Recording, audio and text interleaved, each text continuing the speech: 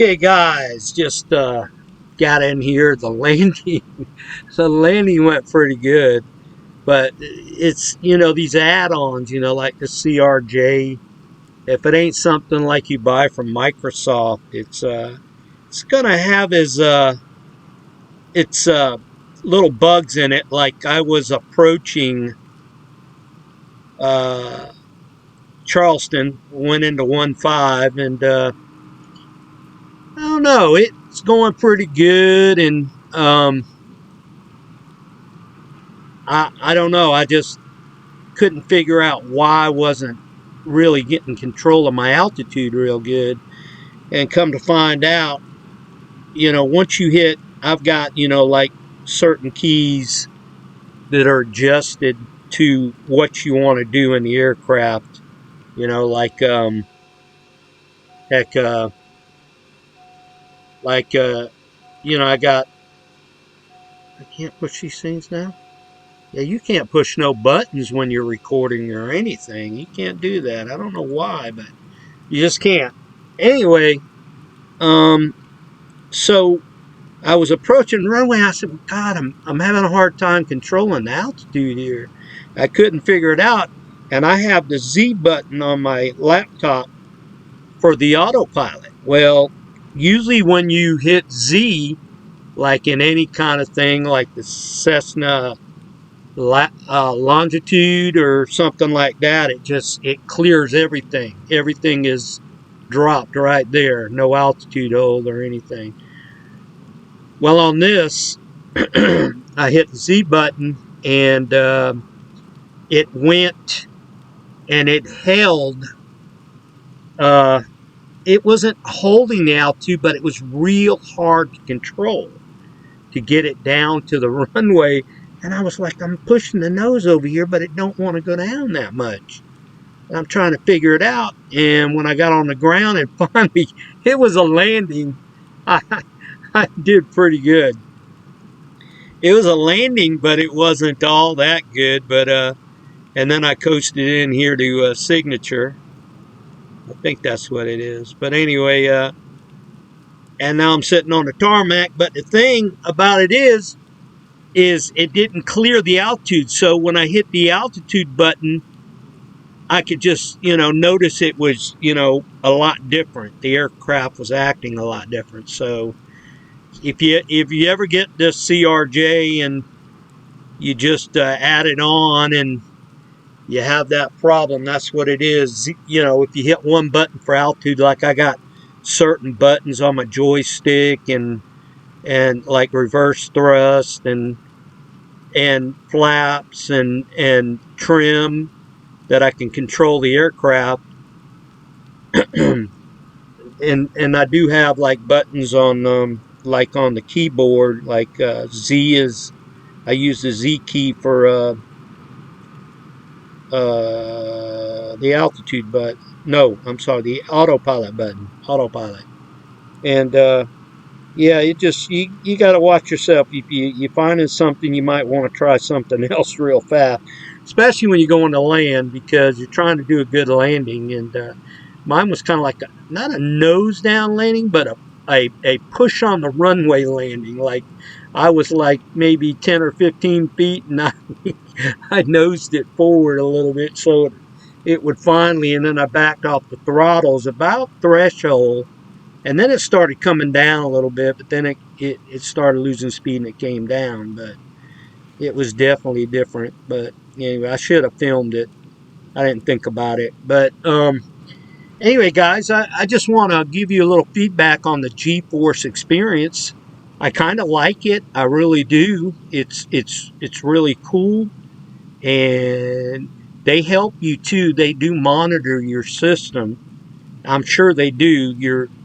All your stuff you do, that like when you record and all that, and if they could help you, they'll probably send you a patch or something, maybe, I don't know, or try to give you better, because it was funny, I got an update from them, I think it was this morning, and it was from my graphics card, and it's working pretty good. It's still doing good. I get 30 frame rates, and maybe I can I can increase my versatility on the, like buildings and stuff and bushes. And, I've got a lot of stuff I need to do and try to figure out settings like I was saying. But on the other hand, the GeForce experience is really a good experience. I enjoy it.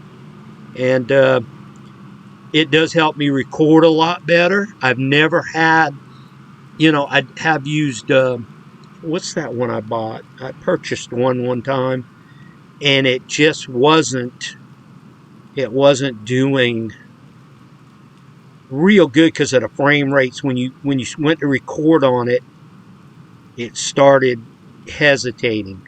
On the GeForce experience, it don't do that, and that's great. That is great. I don't know how they do it, but you got a lot of smart characters in the world today that work on computers and programmers and all kind of stuff, especially in Flight Simulator 2, how they program. And you know I was never that good in school, and I don't know a lot about that stuff, but I'm amazed to see what they do. They really do a good job. So to all you programmers out there, I salute you. And people that run like the GeForce experience, I salute you too. You're doing a good job. But yeah, I'm on the ground in Charleston here, and getting ready to end this video. But I wanted to post it, and just the weather's not so good in South Carolina right now. We got a lot of overcast, as you can see, and it's really not good at all.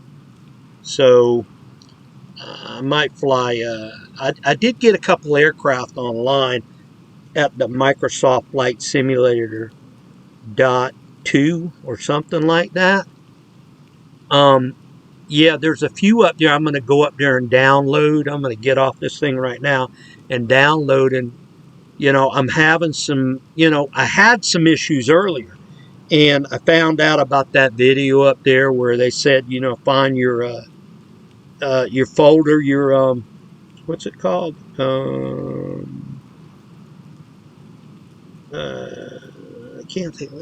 can't think of it right offhand, but it's a certain folder you drop everything in there, and I know it. I just can't say it right now. I'm thinking about it, but I can't think of the name. But anyway, so I found out more about it, and I've got all my stuff on the D drive here on my 2 terabyte, because Flight Simulator takes a lot of stuff, and that's basically when I'm on uh what's that place called also, Stream. I also game on Stream, and I like to play Counter-Strike and Day of Defeat, and I'm having some problems with them now. I can't get my password to my Easy Rhino 5.8 account, and I don't understand. I've been writing them emails. I can't get nothing done. So if you got any feedback on me on that, give it back to me on a comment or something on the video, because I do like to play Counter-Strike a lot, and I do like to play Day of Defeat. It's pretty fun. Being 61 years old, you don't think you find somebody that likes to play games. But, I kind of get into it, and, try to keep up with you young kids. And I don't know. I'm not really into, like, um, heavy, heavy gaming. Like, some of them games are really way out there. Like, I was talking to this girl one time. She talked me into playing World of Warcraft, which was pretty fun. I did like it. I do got GTA 5, but I don't have it in my system right now. That takes a lot too. And problem with this GTA 5 is when I get trying to get over a certain, when you start off in it, you try to get past that bank robbery. I can never get past it. It's kind of stupid, but I don't know. So anyway, guys, if y'all got any feedback to help me out on my gaming situation, I appreciate it. I listen to you guys all the time. Excuse me. But yeah, I enjoy this, a lot. I like, and the love of planes I have is because I worked in aviation. I fueled jets. I out at Walterboro Airport. I fueled jets, and then also loaded them down in Melbourne, Florida, Charleston International. I did that. Excuse me, guys. Excuse me. Oh, I gotta drink some water. Um, but yeah, I loaded planes, unloaded planes, and I did that most of my life. Like in the early days, like in when I since I was 18 and 19, I worked the ramp at the old Charleston International Airport, and I made a lot of friends out there. And times change. I'm getting older. My hips went out. I drove a yard truck too, and it just caught up with me. And I worked at the Fruit of the Loom warehouse, and that's about a I think it's about a 60, 70 door 80 facility, and it really kept me hopping. And that was like 14, 15, 16 years of that. Top my 24-year job, and then all my part-time jobs. I really, really wore my hips out, and I do have back issues, but this is what I do in my spare time now. I kind of like just enjoy the gaming. I really do. I enjoy the flight simulator and my love of aircraft working around them, like all the Cessna, the Citation Latitudes, and the CX 560s, and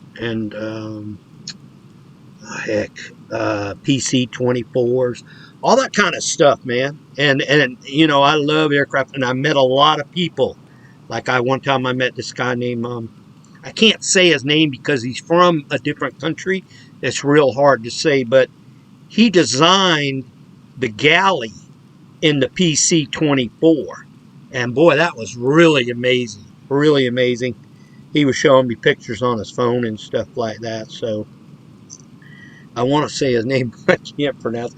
Um, God, it's so hard to say. I can't. I don't want to mess it up. But anyway, all right, let me get out of here. I've run my mouth far enough, but I enjoy this a lot. And guys, get out there. And there is somebody I do follow on YouTube called Hudson.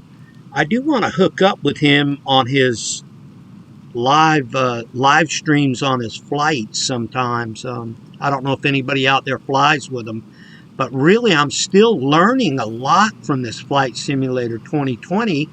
That how do you really get online and fly with people? So I'm going to watch some videos on YouTube like I'm doing now. I'm watching a guy flying the CJ4, which I noticed the CJ4 cockpit was in the CRJ200, and I kind of didn't like that, but they do, they are having the CJR200, like from Microsoft come out. So I'll probably get it from there if it's not too expensive, but I'm not going to spend $60 or $40 or $50 on an aircraft. There's just no way. They've got to be in the range from like 25 and down. So that's just my philosophy about that, because I don't like to spend a lot of money, and being on a fixed income, it's really hard. So, but I do enjoy aircraft. It's my passion, and I do enjoy flight.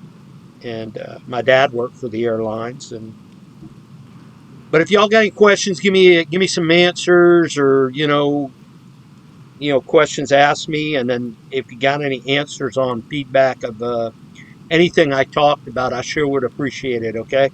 And I'm gonna cut this video, and this is November 5-8 Juliet Delta Hotel. Is that right? Juliet Delta Hotel. Yeah, that's it. Better known as Easy Rhino 58. I'll talk to you later. Y'all take care, okay? Bye bye.